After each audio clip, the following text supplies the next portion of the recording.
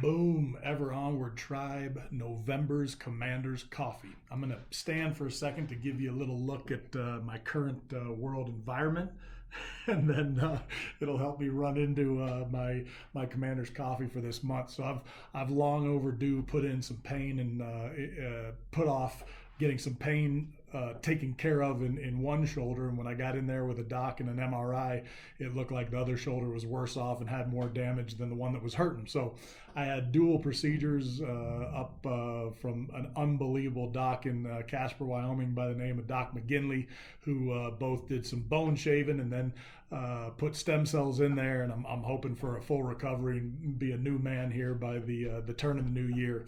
But it made me really think about pain. I know I've talked about this before, not avoiding pain, doing hard things.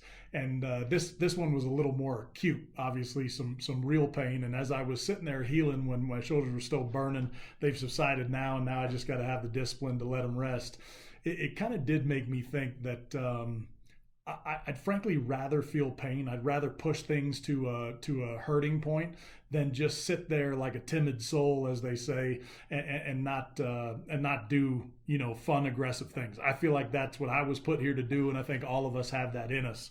I used to ride horses a bunch when I was younger and through college, and I remember an old cowboy as I was learning to rope and kind of work a horse on cattle, kind of told me he thought I was riding a little too conservatively and that I had to kind of ride to a fall to know where that fall point was. And it was sage advice. If you don't ride to a fall, if you don't push it hard enough to get to a point where you break some eggs or from time to time break yourself, I think you're leaving kind of potential and your abilities on the table. If you ride to that point where you take a hit, you take a fall, then you know exactly where that fall point is, and you know how far you can push it. You kind of understand some level your limits, and then how far to push those limits beyond them to really hit your highest level of performance. As warriors, we think in terms of kind of taking all our blows and our hits in the front. You want to be facing the music. You want to be facing the fight. No warrior wants a scar on their back because that probably means you are running from the fight. We want them all up in front. And when you look at a warrior that has their scars on their face or on their chest, you're like, that's somebody that faced the fire and faced the music.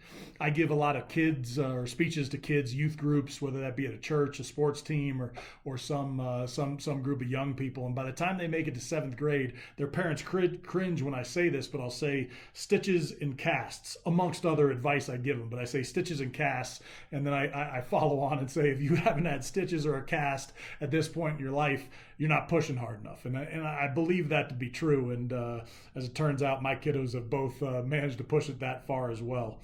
I'll just leave you with this. While it's uncomfortable being in pain, while it's uncomfortable dealing with an injury and coming back from it, I really think it's worth doing things hard enough, pushing things to a greater extent to earn that suffering and earn a little bit of that pain. Strikes me as a far better life lived than sitting there not putting yourself in harm's way. So be careful, but push it. Stitches and casts, ever onward.